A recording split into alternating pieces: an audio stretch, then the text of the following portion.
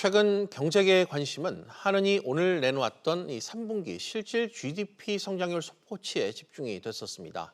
올해 2%대 성장률을 지켜낼지 가늠할 수 있는 수치였기 때문인데요. 결론부터 말씀드리면 올해 2% 성장은 어렵다는 게 중론입니다.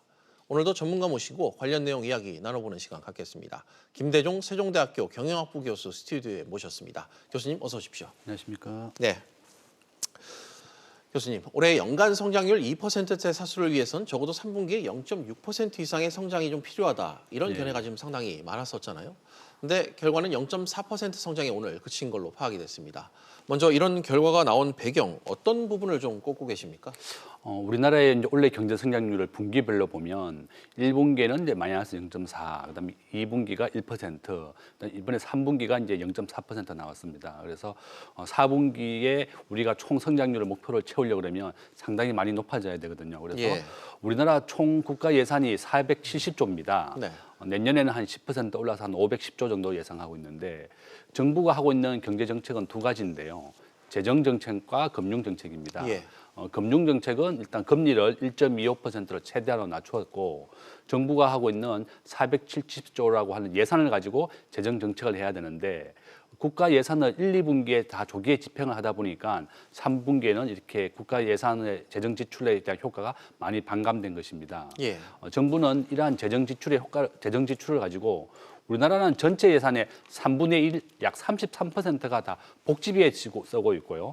두 번째가 교육비, 세 번째가 10% 정도가 국방비로 나가고 있습니다. 그래서 우리나라의 국가 예산을 좀 더 효율적이고 생산성을 올리는 데 투자가 되었다 그러면 그게 성장률로 더 많이 이어졌을 텐데 그러한 부분에 대해서는 이주열 총재도 생산성을 올리는 부분으로 국가 재정을 좀 집행해 줘야 된다 이렇게 언급도 했습니다. 알겠습니다. 어려운 이 경제 상황 속에서 그나마 성장세 이 상반기에 이 성장세를 떠받쳤던 게 방금 말씀하신 대로 정부의 재정이었습니다. 근데 이게 재정만으로 성장률을 끌어올리기 쉽지 않다. 뭐 이제 이런 선고를 좀 내린 오늘 성장률 수치라고 봐야 될까요? 예, 그렇습니다. 국가가 하는 이 재정 정책은 한계가 좀 있습니다. 우리나라 기업에서 전부 다 차지하는 게 민간 기업이 한 7, 80%를 차지하거든요. 그래서 이제 우리나라의 GDP를 차지하는 게 소비, 투자, 정부 지출, 그다음 네 번째가 수출 빼기 수입입니다. 이와 같이 전체 국가 GDP를 차지하는 것 중에 소비가 한 60% 정도 차지하고 투자가 한 10에서 20%, 또 국가 예산이 한 20% 정도 차지하거든요. 그래서 가장 중요한 것은 어떻게 보면 정부의 재정 지출보다도 민간 기업이 더 투자를 활성화하고 일자리를 만들어내는 것도 전부 다 민간 기업의 양질의 일자리입니다. 정부가 국가 예산을 통해서 만들어내는 일자리들은 단기적이거나 사회복지 또 60대 일자리가 많기 때문에 40대고 또 제조업 중심의 일자리를 만들어내는 정책이 필요하다. 우리나라는 세계 최고의 제조업 중심 국가입니다. 우리나라보다 제조업이 더 많은 국가는 중국, 미국, 독일, 일본 이와 같이 우리나라가 5위인데요. 우리나라는 제조업 중심의 국가인데 이와 같이 제조업 중심이 더 성장할 수 있는 그런 쪽으로 예산을 집행해야 된다. 이렇게 말씀드릴 수 있습니다. 알겠습니다. 오늘 발표된 자료도 세세하게 좀 뜯어볼까요? 이 전반적인 지표가 좋지 않은 모습입니다. 특히 이 민간 소비, 투자 부진이 오늘 눈에 띈다는 지적이 많았습니다. 예, 맞습니다. 민간 소비가 굉장히 부진했었고 특히 많이 감소했던 게 SOC, 건설 투자였습니다. 보통 우리나라에서 이제 일자리를 가장 많이 만들어내는 게 서비스하고 두 번째가 건설 투자입니다. 건설 투자를 정부가 SOC, 즉 건설과 투자, 고속도로라든지 뭐 댐이라든지 이런 SOC 사업을 많이 줄이고 이 많은 부분을 복지 예산을 많이 전용을 했습니다. 이제 예산 배정을 어디에 많이 하느냐 이렇게 할 때 당시에 건설 SOC 분야보다는 복지 분야에 한 3분의 1 정도로 투입이 되고 그러니까 SOC 부분이 많이 줄어들게 되니까 국내 일자리도 많이 부족해졌고 또 이번에 건설 투자에 대한 성장률도 굉장히 낮게 나온 것입니다. 그래서 정부는 이런 예산을 좀 배분을 할 때 좀 더 성장률과 일자리를 만드는 되는 쪽으로 예산 배분을 할 필요가 있다. 이렇게 말씀드릴 수 있습니다. 생산성을 좀 끌어올릴 수 있는 그런 분야에 좀 정부 재정이 투입돼야 된다는 지적을 계속해서 해주고 계십니다.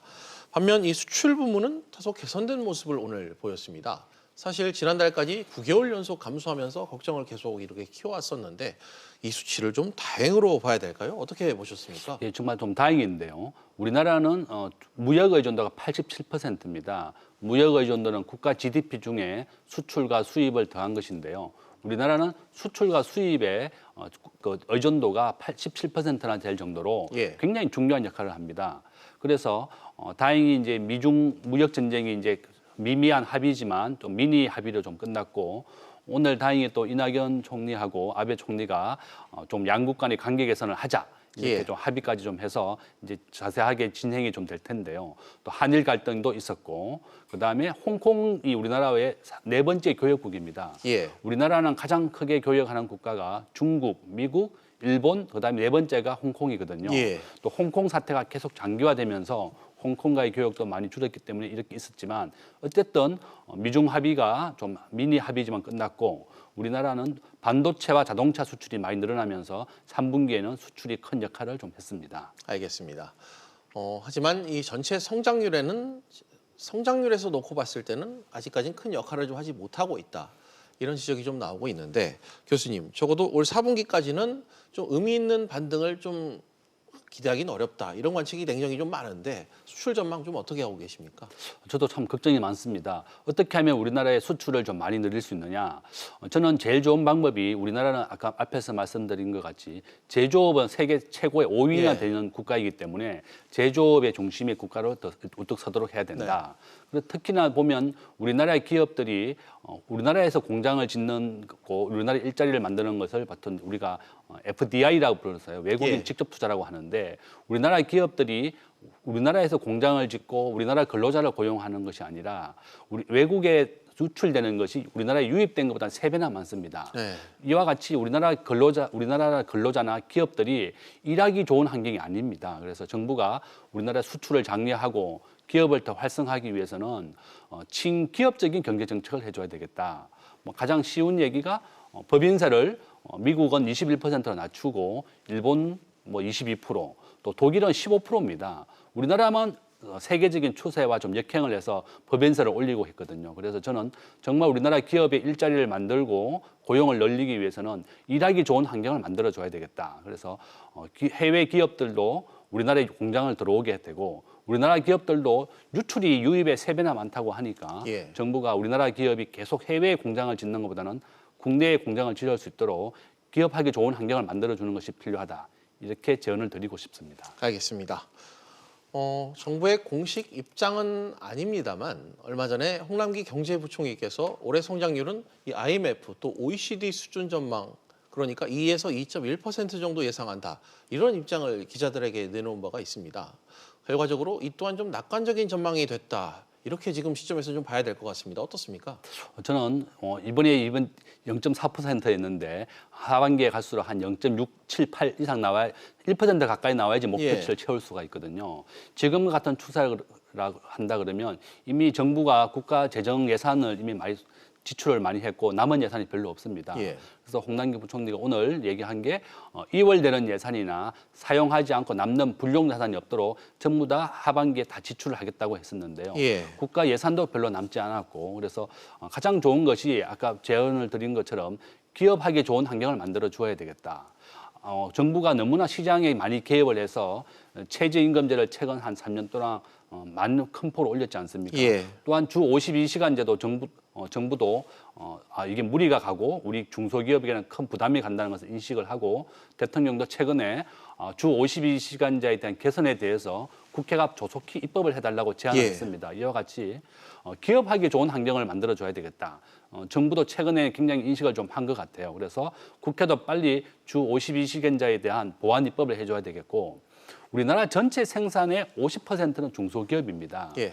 또 우리나라 근로자의 88%는 중소기업에 근무하고 있거든요. 이와 같이 중소기업에 대한 활성화도 좀 해줘야 되겠고 중소기업과 대기업이 서로 협업할 수 있도록 그렇게도 해줘야 되겠다. 그렇게 기업하기 좋고 일하기 좋은 환경을 만들어준다 그러면 우리나라 경제는 더 일어날 것이다. 저는 그렇게 말씀드립니다. 네, 성장률 수치 얘기가 나와서 한마디를 좀 더 해보겠습니다. 사실 이 우리나라의 올해 성장률을 두고 국제기구 또 정부 기관 민간 연구기관에 이르기까지 일제히 전망치를 낮춘 바가 있습니다. 걱정이 참 큰 상황인데요. 만약 교수님 지금 이 예상대로 올해 성장률이 2%를 밑돈다고 한다면 글로벌 금융위기 국면이었던 2009년 이래 이 최저치를 기록할 것 같다고 지금 이 관측이 나오고 있는데 우리 경제에 이 2% 이하는 이 적자는 불안감을 심어주는 좀 가늠자, 좀 촉매제가 될 것 같다 이런 생각도 드는데 어떠십니까? 예, 맞습니다. 우리나라가 마이너스 성장을 하거나 2% 이하로 떨어지는 것은 IMF 위기라든지 그다음에 2009년도의 금융위기 때만 이렇게 마이너스가 2% 이하였거든요. 네. 만약에 이번 하반기까지 2%를 못 채운다 그러면 우리나라가 금융위기 상황 정도까지보다도 더 어려운 상황으로 놓이게 되는 겁니다. 경제 성장률이 중요한 이유는 기업들이 투자를 하고 또 기업이 일자리를 만들어내는 것에 가장 중요한 부분이 바로 경제 성장률이기 때문에 그렇습니다. 우리나라의 이제 잠재 성장률, 기업이 가만히 있어도 성장하는 자연 성장률, 잠재 성장률이 2%인데 기업의 잠재 성장률만큼도 못 채우게 됐다고 하는 것은 정부가 너무 시장에 대해서 과도하게 개입을 한 것이기 때문에 그런 영향이 크거든요. 아까 앞에서 말씀드린 것 같이 주 52시간제라든지 최저임금제라든지 뭐 이런 다양한 방법으로 정부가 시장에 개입을 많이 했어요. 그래서 가장 좋은 방법은 친기업적인 정책으로 만들어줘야 된다. 싱가포르는 최저임금제가 없음에도 불구하고 6만 불이 넘는 아시아에서 가장 잘 사는 국가입니다. 우리나라 정부가 과도하게 시장에 개입해서 최저임금제를 뭐 8,500원 딱 정하는 것보다는 이제 더 이상 시장 최저임금제를 정부가 몇 퍼센트 이렇게 강제로 개입하지 말고 좀 맡겨놓고 민간 기업이 스스로가 위기를 극복할 수 있도록 좀 도와줘야 되겠다. 저는 그렇게 말씀드리겠습니다. 네.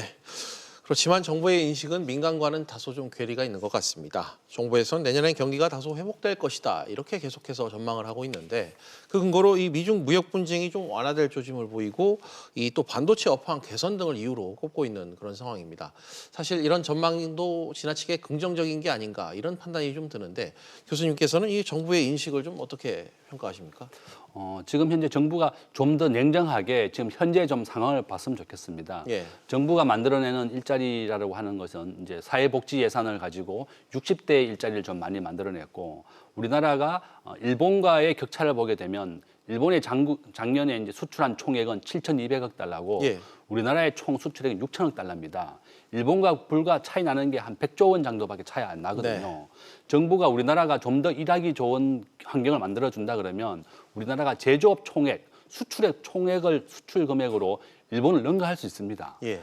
앞에서 말씀드린 것 같이 우리나라가 세계의 5번째 제조업 중심 국가이고 수출 총액이 많은 국가이고 일본은 우리나라보다 수출액 총액이 겨우 100조 원밖에 차이가 안 납니다. 그래서 정부가 이와 같이 굉장히 어려운 환경이지만 좀 더 친노동적인 정책보다는 친기업적인 정책으로 돌아서서 기업들이 우리나라의 공장에 더 많은 투자를 하고 그다음에 최저임금제라든지 52시간제라든지 이런 것을 기업들이 스스로 알아서 하게 한다 그러면 우리는 충분히 일본도 능가할 수도 있고 우리나라 경제가 다시 부흥할 수 있다. 그렇게 말씀드릴 수 있습니다. 알겠습니다. 정부가 이 성장세 회복을 위한 이 정책적인 노력을 좀 생산적인 방향으로 기울였으면 하는 이 바람을 좀 말씀을 하신 것 같습니다. 오늘 말씀은 여기까지 듣도록 하겠습니다. 교수님 오늘 나와주셔서 고맙습니다.